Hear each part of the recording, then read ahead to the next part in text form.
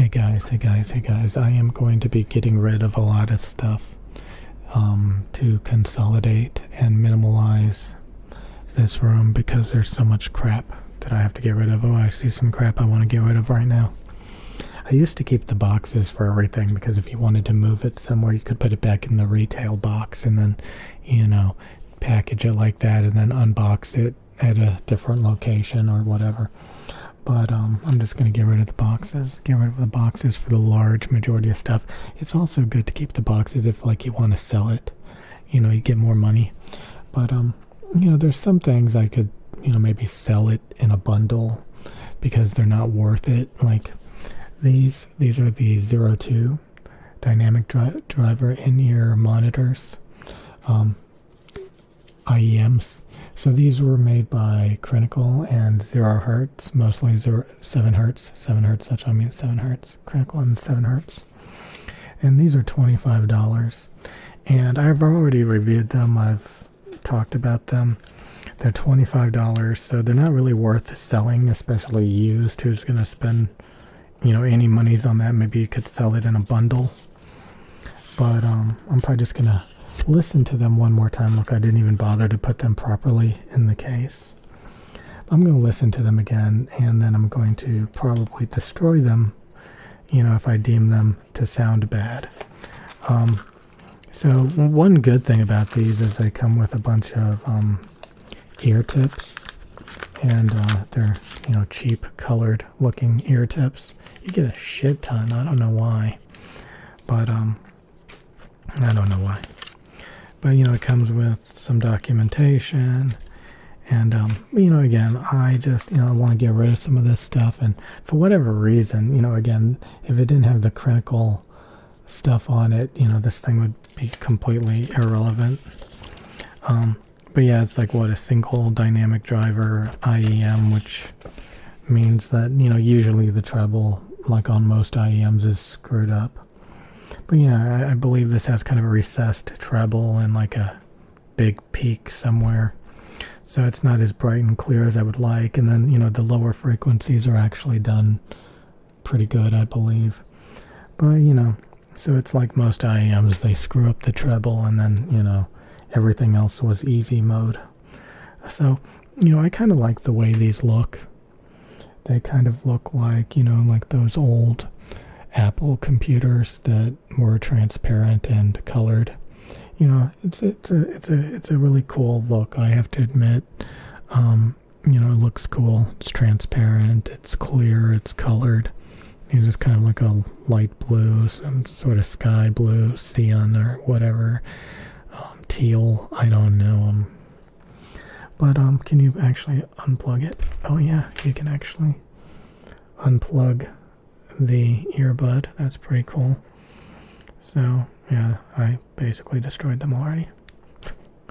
But yeah, these things are $25. The cable is really thin and cheap, rubber. But I'm gonna go ahead and listen to them one last time. And let me put them in real quick. And this is the right side, I think. Get on the right side. Trying to read all this.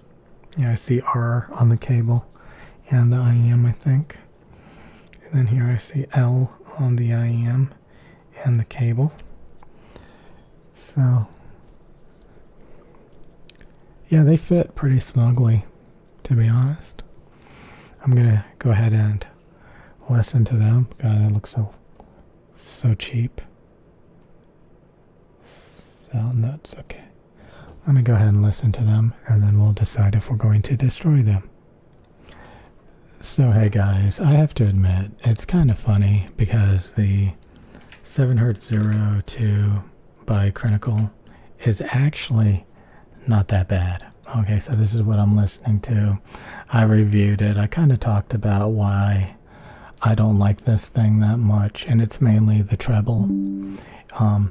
If you look around in the big headphone communities, headphones.com, Crinacle, DMS, all these people, you'll see them talking about the diffuse field treble tilt and that's what they're talking about, what I just drew. And then, you have the ear gain scoop around 2.83K. So this is actually a tuning that they promote. We can see they have the warm, boomy bass boost. And honestly, looking at this frequency response, again, if you want to know how smooth something is, you kind of just trace over it.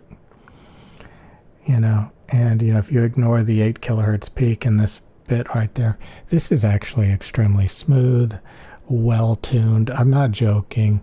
Honestly, again, does it meet my preference of treble? I prefer it to go back up like that, diffuse field level treble. Does it meet my bright, open, clear, sibilant, sparkly tuning preference? No. But you could argue that there's a middle ground in between these two levels of elevation that sounds more natural, less sibilant, less sparkly. I've always kind of said that, anything above diffuse field, especially in the upper air frequencies, it's going to sound very sibilant and sparkly and hi-fi and hyper detailed. And, a lot of times in the real world, things are a little bit less, especially when you're not right up on the microphone, emphasizing your sibilance. So this is actually a pretty good tuning. Besides the 8 kilohertz peak, I was able to hear all of the detail in Linkin Park that I was listening to. And again, the bass sounds perfectly fine. The ear gain, all of this sounds perfectly fine. In fact, the highs sound really good, to be honest. And I was kind of thinking, a lot of people have been talking about the HD 650. Let's get my target, what I'm talking about here. So that's the tuning that I prefer, and we can see, I was listening to it and I was like, wow, this has a lot of really good qualities. I've already reviewed it, and I concluded I didn't like the weak treble, and this 8 kilohertz peak is bad. But overall, you can see we got all the detail. It's just downward tilt. We've got the ear gain. We've got the warm, boomy bass. And it's got some additional bass, which, sounds pretty nice, to be honest. And again, just because it's not diffuse field level bright doesn't mean it's terrible. It's actually pretty smooth in the treble. And, an 8 kilohertz peak is very common. But besides that 8 kilohertz peak, this is tuned actually disturbingly well, and, it's kind of funny how you can be biased or irrational, not open-minded to a lot of things. And I have to admit, so I was like, let's go ahead and, bring in the, Sennheiser HD 650s, because honestly, I was thinking about the HD 650s again. And, because people talk about them so much. I owned them. So that's the HD 650s in red. And, you could argue that the 7Hz02 are actually much, much better than the Sennheiser HD 650s. So these $25 earbuds, the 7Hz02, they retain more treble information than the HD 650, which is extremely dark. They have much better bass emphasis and dynamics. So the 02 has much more powerful, lively, and exhilarating bass. They're better tuned. The 7Hz 02 are much better tuned, throughout the entire response. It doesn't have the 5K peak problem that a lot of Sennheisers have. It's smooth there. That's good. And you get more treble information. It's brighter. It doesn't cut down. The HD 650 sound really dark and muffled and woolly, and you don't really get that with the 7Hz. You get just a slightly distant pulled back treble, which is still audible. It's still fine. Some people could argue it sounds a little bit more natural, less sparkly, less musical. But straight up, the 02 are much better than the HD 650s. And again, we can look at other Sennheisers and see that huge 5K peak that I'm talking about. You can definitely see it on like the 660S. you know, that huge 5K peak. So the HD650 has the least 5K peak fatigue, but we can see it right there on the 660S. Yeah, it's just really bad on the 660S. It's a little bit better on the 650s, but it's not even there on the 7Hz Zero. And we can see it's even darker. It's even darker. So, yeah, I mean, the Zero 2 are better than some HD 650s for 25 bucks. I had to admit that to myself. It was pretty sad.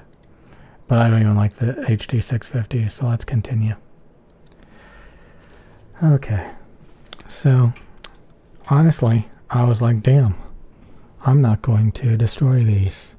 But, you know, I listened to them a little bit more. I do think I can hear that 8 kilohertz peak fatigue. The treble sounding a bit distant, but honestly, it sounds very slick and smooth. These sound very slick and smooth overall. But I do think I hear a little bit of 8K peak fatigue. There's something in the treble. That's probably it. That could be the only thing, really, that's causing the fatigue. And honestly, these are better than what I thought, to be honest. Again, honestly, that 8K peak, again, there's some fatigue in the highs, and then, but I mean, these are actually, they did pretty damn good. Like I said, I don't know if I'm going to keep these ear tips, but I mean, I'm not going to lie, you know, God, this rubber is so bad. You know, you could probably just trim it with some nail clippers. How strong are these cables? Oh no. Oh no, cringe. Cringe. Don't buy e-boys. Yeah, see, I was gonna be like, you know, I need to use scissors. I need to use something, you know, maybe this. Maybe this. Yeah, boys. So yeah, I mean, the cable is complete shit. But, you know, I gotta admit, it sounds pretty good for $25. You know, it's got attributes that are better than, you know, $500 open back Sennheiser HD 650 headphones. But again, you know, I do think that 8K peak is probably real. And the distant treble, you know. So again, I've heard smoother treble, but it's crazy, you know. I think you know, they did a pretty good job for $25. Again, I've got better, but I was a little bit pleasantly surprised, my dudes. So I don't know. I guess I could beat these even more, but I'm just gonna throw them in the trash. But I was a little surprised by how good these actually sounded.